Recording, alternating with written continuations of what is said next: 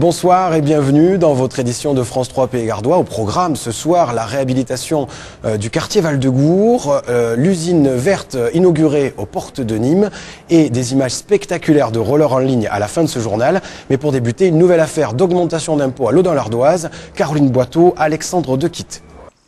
À quoi elles servent ces halles? Elles devaient servir au marché couvert, mais on voit que depuis qu'elles sont faites, il n'y a rien du tout. Je ne sais pas combien de marches à monter pour y venir. Et puis on est très vanté ici, donc pour nous c'est un investissement inutile. Des halles construites pour rien, une dette par habitant qui ne cesse d'augmenter, plus de 2000 €. Aujourd'hui, Yves Faure et Yves Cazorla, tous deux élus de l'opposition, dénoncent une mauvaise gestion faite par le maire Patrice Prat. Lors du dernier conseil municipal, ils l'ont d'ailleurs fait savoir en refusant de voter le budget primitif présenté par la majorité.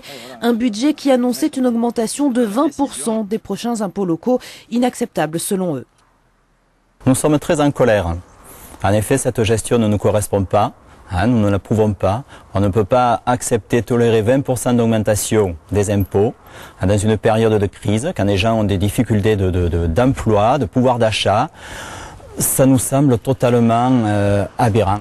Au vu des dépenses réalisées et du désengagement plus prononcé de l'État, cette augmentation des impôts est logique. Le maire se défend. Les taxes appliquées à l'Audun-l'Ardoise restent parmi les plus basses du département. Lorsqu'à l'Audun, on paye en moyenne 200 € de taxes d'habitation, il faut savoir que dans la grande majorité des communes du département, et en particulier sur le bassin de vie du Garaudagnen, on en paye 500 ou 600 €.